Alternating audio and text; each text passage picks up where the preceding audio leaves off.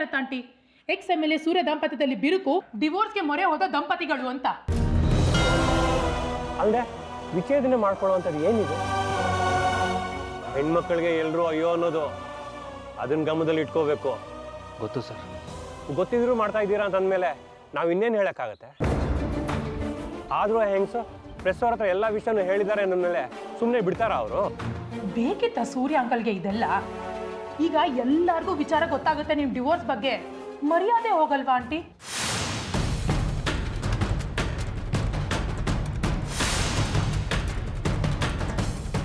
ಅವ್ರು ಹೇಳ್ಕೊಂಡ್ರಂತ ಇನ್ನು ಹೇಗೆ ಗೊತ್ತಾಗುತ್ತೆ ಪ್ರಶ್ನವ್ರಿಗೆ?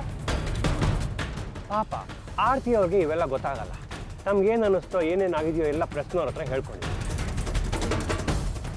ಅವ್ರಿಗೆ ಒಳ್ಳೆ ಆಹಾರ ಇದೆ, ಚೆನ್ನಾಗಿ ಒಗ್ಗರಣೆ ಹಾಕಿ ಇಡೀ ರಾಜ್ಯದವ್ರು ಎಲ್ರಿಗೂ ಬಡಿಸ್ಬಿಡ್ತಾರೆ. ಈಗಲೂ ಕಾಲ ಮಿಂಚಿಲ್ಲ, ಸರಿಪಡಿಸ್ಕೋಬೋದು. ಮದುವೆ ಒಂದು ಆಗ್ಬಿಡ್ಲಿ ಅಂತ ಅನ್ನೋದಾದರೆ ಮದುವೆನೇ ಕಾಂಪ್ರಮೈಸ್ ಮಾಡ್ಕೊಂಡಿದ್ದೀರಿ ಅಂತ ಪ್ರಶ್ನವ್ರಿಗೆ ಪೋಸ್ಟ್ ಕೊಡಿ. ಪಬ್ಲಿಕ್ಕಲ್ಲಿ ನಿಮ್ಮ ಇಮೇಜ್ ಹಾಳಾಗಲ್ಲ. ನಾಳೆ ನೀವು ಎಲೆಕ್ಷನ್ ನಿಂತರೆ ನೀವೇ ಗೆಲ್ಲೋದು. ಇದೊಂದೇ ವಿಷಯ ಸಾಕು, ನೀವು ಮಾಡಿರೋ ಎಲ್ಲ ಒಳ್ಳೆ ಕೆಲಸನೂ ಕೂಡ ನುಂಗಾಗ್ಬಿಡುತ್ತೆ. ಮುಂದೆ ನಿಮಗೆ ಒಳ್ಳೆ ಭವಿಷ್ಯ ಇದೆ, ಯಾಕೆ ಹಾಳು ಮಾಡ್ಕೋತೀರಾ? ಯೋಚನೆ ಮಾಡ್ತೀನಿ ಸರ್, ಬರ್ತೀನಿ.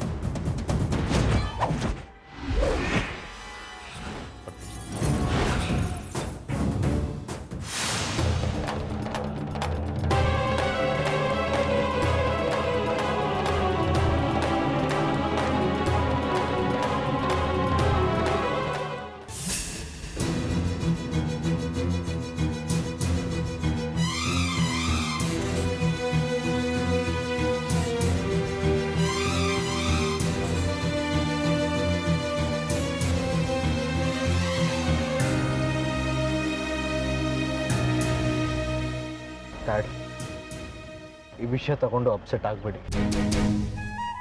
ಇಂಥದಕ್ಕೆಲ್ಲ ಪ್ರಿಪೇರ್ ಆಗಬೇಕು ಇನ್ನು ಮುಂದೆ. ಇದನ್ನೆಲ್ಲ ತಡೆಯೋದಕ್ಕಾಗಲ್ಲ ಡ್ಯಾಡ್. ಒಂದು ಹೆಲ್ಪ್ ಮಾಡ್ತೀಯಾ? ಹೇಳಿ ಡ್ಯಾಡ್. ಅವ್ರ ಹತ್ರ ಹೋಗಿ. ಯಾರ ಹತ್ರ? ಆರ್ತಿ ಅವ್ರ ಹತ್ರ.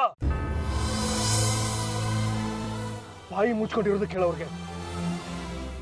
ನನ್ನ ಮಾತು ಕೇಳ್ತಾರ ಅವರು? ಇನ್ನೇನೋ ಮಾಡ್ತಾ ಇದ್ದ ನಾವು ಹ್ಯಾಂಡಲ್ ಮಾಡೋಕ್ಕಾಗುತ್ತಾ? ಇದನ್ನೆಲ್ಲ ಬೇಕಿತ್ತಾ ಇದೆಲ್ಲ?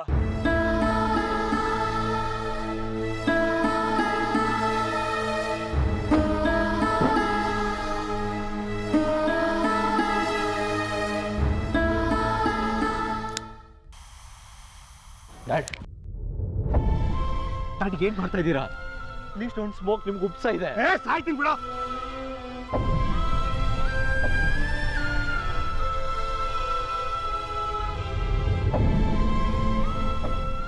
ಡಿವೋರ್ಸ್ ಆಗ್ತಿದೆ ತಾನೆ? ಕಾರಣ ಹೇಳ್ಕೊಂಡು ದೂರ ಹೋಗಿದ್ದು ಅವರೇ. ಬಾಳಬೇಕು ಅಂತ ಹೇಳಿದ್ರು, ಕೊಡ್ತಿದ್ದೆ ತಾನೆ. ನಾನು ಡಿವೋರ್ಸ್ ಕೊಡೋದಕ್ಕೆ ಪ್ರೇರಣೆ ಮಾಡಿದ್ದೆ ಅವರು. Please please cool down. ಹೇಗೆ ಕೂಲ್ ಆಗಿರೋದು? ಹೇಗೆ ಕೂಲ್ ಆಗಿರೋದು ಹೇಳು? ಊರೆಲ್ಲ ನಾನೊಬ್ಬ ದೊಡ್ಡ ರಾಕ್ಷಸ ಅಂತ ಹೇಳ್ಕೊಂಡು ತಿರ್ಗಾಡ್ತಿದ್ದಾರೆ. ನಾನೇನು ತಪ್ಪು ಮಾಡಿದ್ದೀನಿ ಹೇಳೋ? ಏನೋ ತಪ್ಪು ಮಾಡಿದ್ದೀನಿ?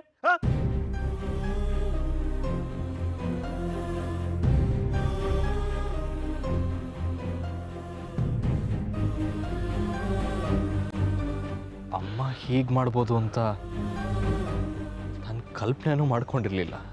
ಮಾಡ್ತಾರೆ ಕಣೋ, ಹೀಗೆ ಮಾಡ್ತಾರೆ. ತಲೆಯಲ್ಲಿ ಬುದ್ಧಿ ಇಲ್ವಲ್ಲ, ಅದಕ್ಕೆ ಹೀಗೆಲ್ಲ ಮಾಡೋದು.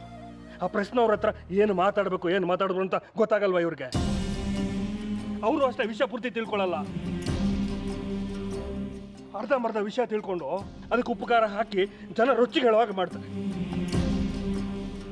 ಅದಕ್ಕೆ ನಾವೇ ತಾನೇ ಅವಕಾಶ ಕೊಡೋದು.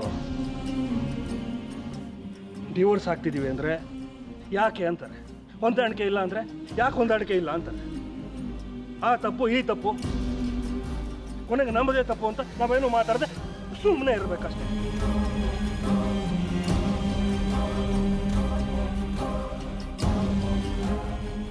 ಅದು ಅವ್ರಿಗೂ ಗೊತ್ತಾಗ್ಬೇಕಲ್ವಾ? ಅದಕ್ಕೆ ನೀನು ಹೋಗಿ ಹೇಳೋ.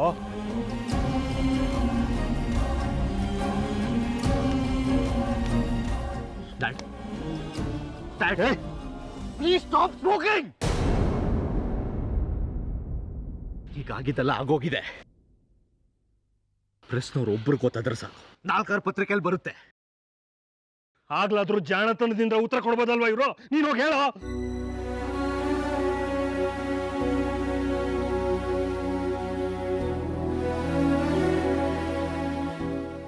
ಇದು ನಿಮ್ಮಿಬ್ರು ಪರ್ಸನಲ್ ವಿಷಯ ಉಳ್ದಿಲ್ಲ ಡ್ಯಾಡ್. ಉಳಿದಿಲ್ಲ ಕಣೋ. ಯಾಕೆ ಹೇಳೋ? ನಾನೊಬ್ಬ ಪಬ್ಲಿಕ್ ವ್ಯಕ್ತಿ. ಈ ರಾಜಕೀಯದವರು, ಸಿನಿಮಾ ನಟರು ಇಂಥದ್ದೆಲ್ಲ ಮಾಡ್ತಾರೆ ಅಂದರೆ ಸಮಾಜದಲ್ಲಿ ವಿಶೇಷವಾದ ಅರ್ಥ ಬಂದುಬಿಡುತ್ತೆ. ಅದಕ್ಕೆ ಜನಕ್ಕೆ ಒಂದು ಕುತೂಹಲ ಇರುತ್ತೆ. ರಾಜಕೀಯದವರು, ಸಿನಿಮಾ ನಟರು ಹೇಗಿರ್ತಾರೆ, ಅವ್ರು ಹೇಗೆ ಸಂಸಾರ ನಡೆಸ್ತಿರ್ತಾರೆ ಅಂತ. ಅವ್ರು ಹಾಗೆ ನಾವು ಮನುಷ್ಯರು ಅಂತ ಜನಗಳ ಅರ್ಥ ಮಾಡ್ಕೊಳ್ಳಲ್ಲ. ಪಾಪ ಜನರನ್ನು ದೂಷಕ್ಕಾಗಲ್ಲ ನಾವು. ಅವರಿಗಿಂತ ಸುದ್ದಿ ಕೊಡ್ತಿದಾರಲ್ಲ ಅವ್ರದ್ದು ತಪ್ಪು. ಹೀಗೆ ನಡ್ಕೋತಿದ್ದೀವಲ್ಲ ನಮ್ದು ತಪ್ಪು. ಆಯಿತು, ಇನ್ನು ಮುಂದೆ ಸ್ವಲ್ಪ ಎಚ್ಚರಿಕೆಯಿಂದ ಇರಿ ಅಂತ ಹೇಳೋದಕ್ಕೆ ಪ್ರಯತ್ನ ಪಡ್ತೀನಿ. ಅಷ್ಟು ಉಪಕಾರ ಮಾಡೋ. ಹೇಳೋರ್ಗೆ ಡಿವೋರ್ಸ್ ಸೈನ್ ಆಗೋವರೆಗೂ, ಮದುವೆ ಆಗೋವರೆಗೂ ಯಾರ ಹತ್ರ ಯಾವ ವಿಚಾರನೂ ಮಾತಾಡಬೇಡ ಅಂತ. ನಾನು ಯಾಕೋ ಅನುಭವಿಸ್ಬೇಕು?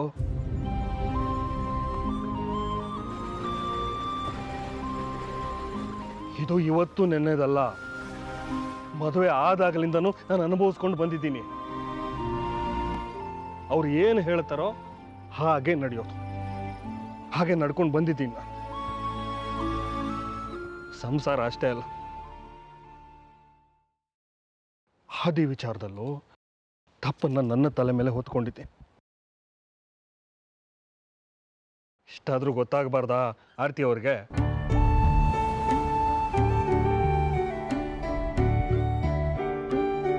ಗೊತ್ತಾಗ್ತಿಲ್ಲ,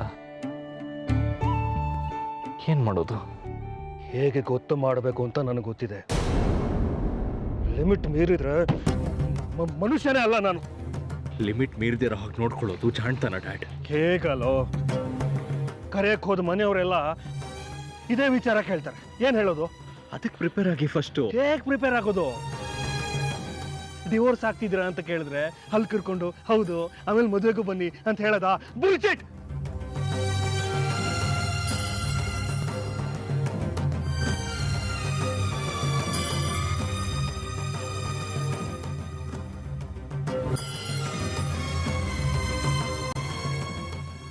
ಸಾರಿ ಆರ್ಯ, ನಿನ್ನ ಮೇಲೆ ರೇಗ್ತಾ ಇದ್ದೀನಿ ನಾನು. ನೀನಿದು ಯಾವುದಕ್ಕೂ ಕಾರಣನೇ ಅಲ್ಲ. ಸಾರಿ ಕಣ.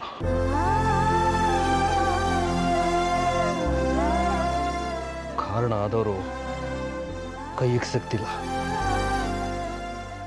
ಹೆಂಡತಿ ಮಗ.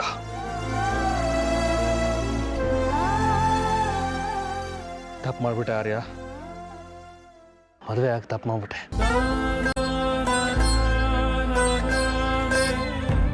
ಬೇಜಾರು ಮಾಡ್ಕೊಬೇಡ, ಇನ್ನೊಂದು ಸಿಗರೇಟ್ ಸೇರ್ತೀನಿ. ಹಾಂ,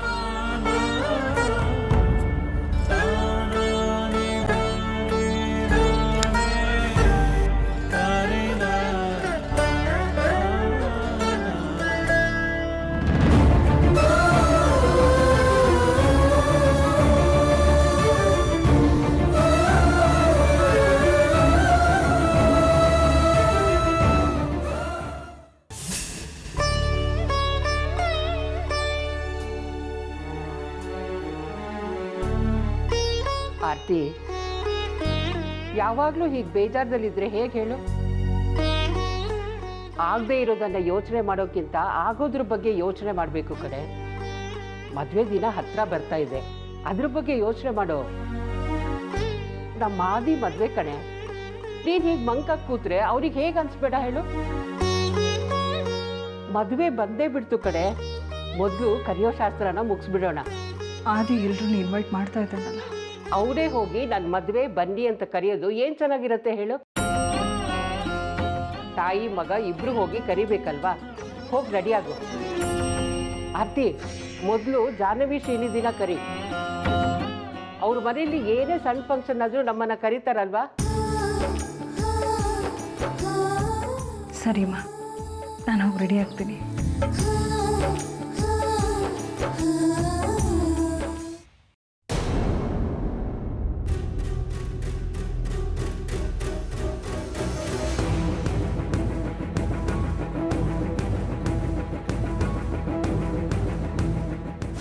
ಆರ್ತಿ ಅವರನ್ನ ಡಿವೋರ್ಸ್ ಮಾಡ್ತಾ ಇದ್ರಂತೆ. ಸೂರ್ಯಕ್ಕ ಅವರು ಬಹಳ ನೊಂದ್ಕೊಂಡು ಮಾತನಾಡಿದ್ರು. ಅವರಿಂದನೇ ನೀವಿಬ್ರು ಡಿವೋರ್ಸ್ ಆಗ್ತಿರೋ ವಿಚಾರ ಗೊತ್ತಾಗಿದ್ದು.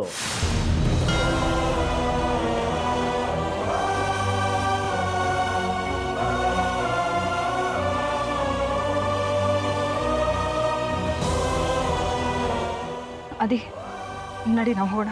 ನಾವ್ಯಾಕಮ್ಮ ಹೋಗ್ಬೇಕು? ಬೇಕಿದ್ರೆ ಅವ್ರುಗಳು ಹೋಗ್ತಾರೆ ಬಿಡು. ಡ್ಯಾಡ್ ಬನ್ನಿ ಹೋಗೋಣ. ಎಲ್ಲಿ ಹೋದ್ರೂ ಬಂದು ಒಕ್ಕರ್ಸ್ಕೊಂಡ್ಬಿಡ್ತಾರೆ. ನೆಮ್ಮದಿ ಅನ್ನೋದೇ ಇಲ್ಲ. ಸೇಮ್ ಹ್ಯೋ, ನಮ್ಗಳಿಗೂ ನೆಮ್ಮದಿ ಇಲ್ಲ ನಿಮ್ಗಳಿಂದ. ನಮಗೆ ಸರಿ ಸಮಾನ ಅಲ್ಲದ್ರ ಜೊತೆ ನಾವು ಮಾತಾಡಬಾರ್ದು. ನಡಿ. ನಮ್ಮಮ್ಮನ ಮದುವೆ ಆಗ್ಬೇಕಾದ್ರೆ ಗೊತ್ತಿರಲಿಲ್ವಾ ಯೋಚನೆ? ಅದೇ ದಯವಿಟ್ಟು ಸ್ವಲ್ಪ ಸುಮ್ಮನೆ ಇರ್ತೀಯಾ? ಫಸ್ಟ್ ಇಲ್ಲಿಂದ ಹೋಗೋಣ. ಪತ್ರಿಕೆ ಅವರೇ ಕೊಟ್ಕೊಳ್ಳಿ. ಯಾರ ಮರ್ಜಿಲು ಬದುಕು ಅಭ್ಯಾಸ ಅಲ್ಲ ನನಗೂ ನಮ್ಮಮ್ಮಂಗೂ. ಬಿಟ್ಕೊಡ್ತೀನಿ, ನೀವುಗಳೇ ಹೋಗಿ.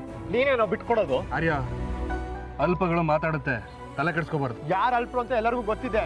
ತಂದು ಇಟ್ಕೊಂಡಿದ್ದೀರಲ್ಲ ಮನೇಲಿ, ಅದು ಯಾವಳ್ನು? ಏಯ್, ಇನ್ನೊಂದು ಮಾತಾಡಿದ್ರೆ ನೆಟ್ಟಿಗಿರಲ್ಲ ಪರಿಣಾಮ. ದೊಡ್ಡವ್ರ ಹತ್ರ ಹೇಗೆ ಮಾತಾಡ್ಬೇಕು ಅನ್ನೋ ಸಂಸ್ಕಾರ ಹೇಳ್ಕೊಟ್ಟಿಲ್ವಾ ನೀವು? ನಿಮಗಿದ್ರೆ ತಾನೇ ಮೊದಲು.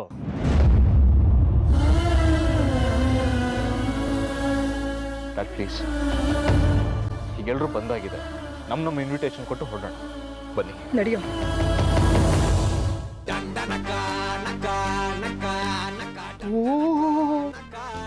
ಸೂರ್ಯ ಆರತಿ ದಂಪತಿಗಳು ಏಕೆ? ನಾನು ಯಾರು ಅಂತ ಗೊತ್ತಾಗ್ಲಿಲ್ವಾ? ನಾನು ಶ್ರೀನಿಧಿ ಚಿಕ್ಕಪ್ಪ, ಪ್ರಸಾದ್, ಹರಿಪ್ರಸಾದ್. ನಮಸ್ಕಾರ. ನಮಸ್ಕಾರ. ಬನ್ನಿ ಬನ್ನಿ ಬನ್ನಿ ಬನ್ನಿ ಬನ್ನಿಯಪ್ಪ. ಕೂತ್ಕೊಳ್ಳಿ ಕೂತ್ಕೊಳ್ಳಿ. ಡೈವರ್ಸರ್ಗೂ ಬಂದ್ಬಿಟ್ಟಿದೆಯಂತೆ, ವಿಷಯ ಗೊತ್ತಾಯ್ತು.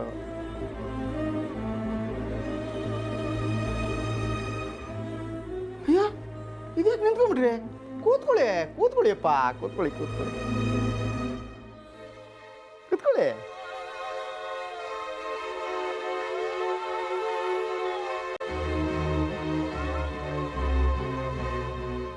ಇಬ್ರು ಮಕ್ಕಳದು ಮದುವೆ, ಇನ್ವಿಟೇಷನ್ ಕೊಡಕ್ಕೆ ಬಂದಿದ್ದೀರಿ. ಒಂದೇ ಮನೆಯವರಾದರೂ ಬೇರೆ ಬೇರೆ ಪತ್ರಿಕೆಗಳು, ಬೇರೆ ಬೇರೆ ಕಡೆ ಮದುವೆ. ನಾನು ಅಂದ್ಕೊಂಡೇ ಇರಲಿಲ್ಲ ನಿಮ್ಗೆ ಈ ಥರದೊಂದು ಪರಿಸ್ಥಿತಿ ಬರ್ಬೋದು ಅಂತ. ಬೇಗ ಕಾರ್ಡ್ ಕೊಡಮ್ಮ, ಹೊರಡೋಣ. ಆ ಥರ ಪಾಪ ಆದಿತ್ಯಂಗೆ ಅಪ್ಪನ ಮುಂದೆ ಕೂತ್ಕೊಳ್ಳೋಕೆ ಮುಜುಗರ ಅಂತ ಕಾಣುತ್ತೆ. ಅಲ್ಲ ಪಾರ್ಯ, ನೀನಾದರೂ ಹೇಳಕ್ಕಿಲ್ವಾ ನಿಮ್ಮ ಅಪ್ಪಂಗೆ ಈ ವಯಸ್ಸಲ್ಲಿ ಇಂಥ ನಿರ್ಧಾರ ತಗೊಳ್ಳೋದು ಬೇಡ ಅಂತ? ಇಷ್ಟ ಇಲ್ಲದೆ ಜೊತೆ ಇರೋದಕ್ಕಿಂತ ದೂರ ಇದ್ರೇ ವಾಸಿ ಅಲ್ವಾ? ಆ್ಯಕ್ಚುಲಿ ಏನು ಪ್ರಾಬ್ಲಮ್ಮು? ಸಾರಿ, ನಾನು ನಿನ್ನ ಕೇಳ್ತಾ ಇದ್ದೀನಿ ನೋಡು. ಆ್ಯಕ್ಚುಲಿ ಏನು ಪ್ರಾಬ್ಲಮ್ಮು?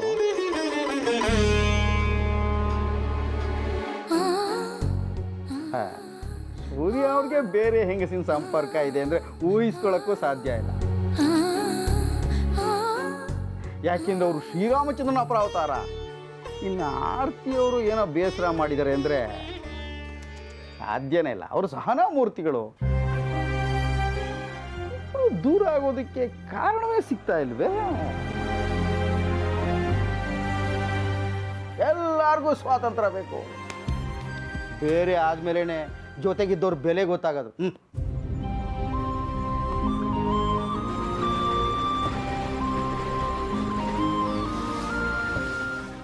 16ನೇ ತಾರೀಕು ನನ್ನ ಮಗನ ಮದುವೆ. ದಯವಿಟ್ಟು ಎಲ್ಲರೂ ಬರಬೇಕು. ನಿಮ್ಮ ಮಗನ ಮದುವೆ ಯಾವಾಗ?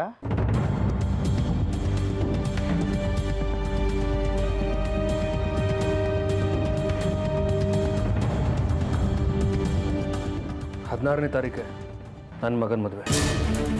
ಒಂದೇ ದಿನ ಎರಡೆರಡು ಮದುವೆ. ಒಂದು ಕೆಲಸ ಮಾಡ್ತೀನಿ, ದಾರೆಗೆ ಆದಿತ್ಯನ ಮದುವೆಗೆ ಬಂದ್ಬಿಡ್ತೀನಿ. ರಿಸೆಪ್ಷನ್ಗೆ ಆರಿನ ಮದುವೆಗೆ ಹೋಗ್ಬಿಡ್ತೀನಿ. ಹೆಂಗೆ? ಬೆಸ್ಟು. ಹೇಗಿದ್ರು ಸಂಜೆ ಇವ್ರ ಮೊದಲು ರಿಸೆಪ್ಷನ್ ಇರಲ್ಲ.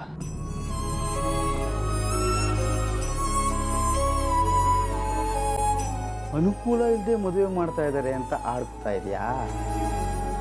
ಹಂಗೆಲ್ಲ ಹಂಗಿಸ್ಬಾರ್ದಪ್ಪ. ತಪ್ಪಪ್ಪ, ಹಂಗೆಲ್ಲ ಹಂಗಿಸ್ಬಾರ್ದು.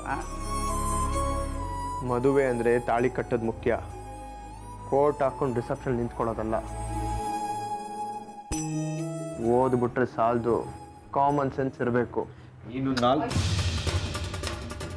ಅಯ್ಯೋ ಕಿತ್ತಾಡ್ಬೇಡ್ರಪ್ಪ. ನಿಮ್ಮ ಅಪ್ಪ ಅಮ್ಮ ಮಾಡ್ಕೊಂಡು ಹಾಗೆ. ನಾನು ಹಿಂಗೆ ಕೇಳ್ತೀನಿ ಅಂತ ತಪ್ಪು ತಿಳ್ಕೊಬೇಡಿ. ನಿಮ್ಮಲ್ಲಿ ಮೊದಲು ಪ್ರೆಸ್ಗೆ ಹೋದವ್ರು ಯಾರು?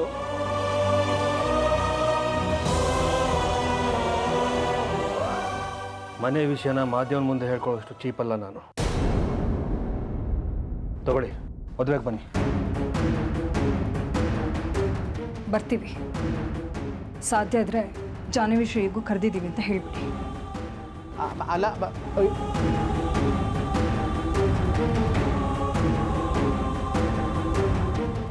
ಅಯ್ಯೋ, ನಾನು ಏನು ಅನ್ಬಾರ್ದಂದೆ ಅಂತ ಇಬ್ರು ಹಿಂಗೆ ಸೆಟ್ಕೊಂಡು ದಿಢೀರಂತ ಹೊಟ್ಟೋಗ್ಬಿಟ್ರು. ಮರ್ಯಾದೆ ತೆಗಿಬೇಕು ನಂದು ಅಂತ ಎಷ್ಟು ದಿನದಿಂದ ಪ್ಲಾನ್ ಮಾಡಿದ್ರಿ? ಯಾರೀ ಮರ್ಯಾದೆ ತೆಗ್ದಿದ್ದು? ಖರ್ಚು ಜೋರಾಗಿ ಅಂದಿದ್ದೆಲ್ಲ ಹಂಚ್ಕೊಳಕ್ಕೆ ಯಾರು ಬಿಟ್ಟು ಬಿದ್ದಿಲ್ಲ ಇಲ್ಲಿ. ನಡೆಯೋ ಸುಮ್ಮನೆ.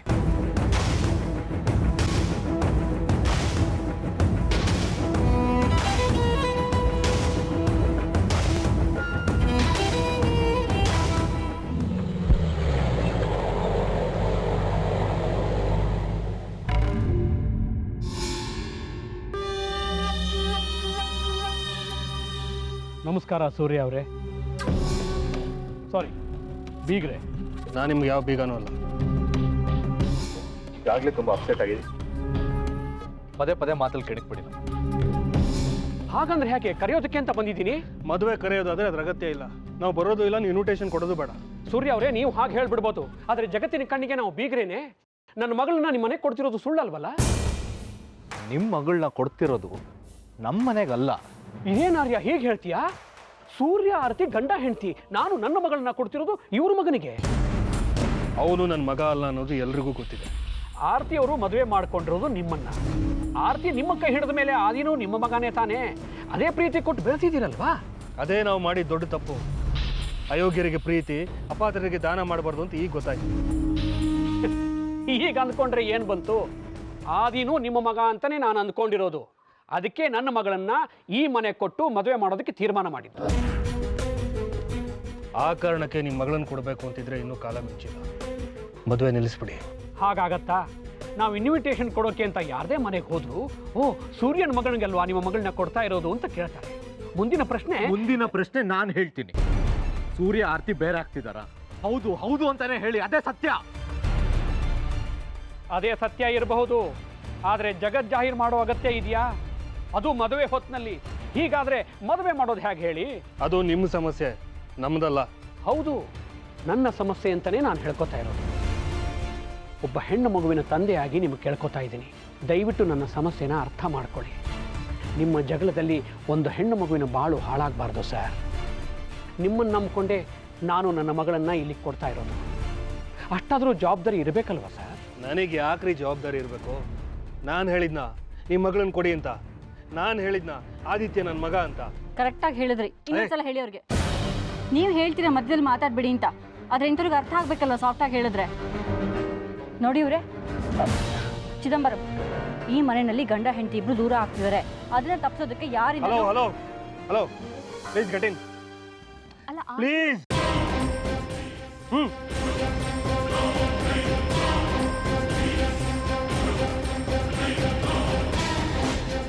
ಸೂರ್ಯ ಅವರೇ, ದಯವಿಟ್ಟು ನನ್ನ ಮಾತು ಕೇಳಿ. ಅವತ್ತೇ ನಿಮ್ಮ ಮಗ ಆರ್ಯನ ಮದುವೆ ಇದೆ ಅಂತ ನನಗೆ ಗೊತ್ತು. ಅದನ್ನು ಬಿಟ್ಟು ಬನ್ನಿ ಅಂತ ನಾನು ಹೇಳ್ತಾ ಇಲ್ಲ. ಅದರ ಮಧ್ಯೆ ಒಂದು ಅರ್ಧ ಗಂಟೆ ಬಿಡು ಮಾಡಿಕೊಂಡು ಬಂದರೆ ನೀವು ಮತ್ತು ನಿಮ್ಮ ಹೆಂಡತಿ ಮಧ್ಯೆ ಯಾವ ಮನಸ್ತಾಪ ಇಲ್ಲ. ಅಂಥದ್ದೇನೇ ಕಷ್ಟ ಬಂದರೂ ನೀವು ನಿಮ್ಮ ಮಗನ ಕೈ ಬಿಡಲ್ಲ ಅಂತ ಜನಗಳಿಗೆ ಗೊತ್ತಾಗಬೇಕು, ಅದೇ ನನ್ನ ಉದ್ದೇಶ. ಇಲ್ದಿದ್ರೆ ನಿಮಗೆ ಕೆಟ್ಟ ಹೆಸರು ಬರುತ್ತೆ.